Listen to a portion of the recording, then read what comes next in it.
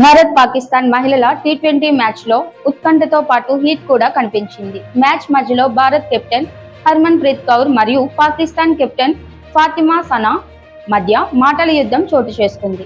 ఇద్దరు ఆటగాళ్లు ఆగ్రహంగా స్పందించిన దృశ్యాలు సోషల్ మీడియాలో వైరల్ అవుతున్నాయి.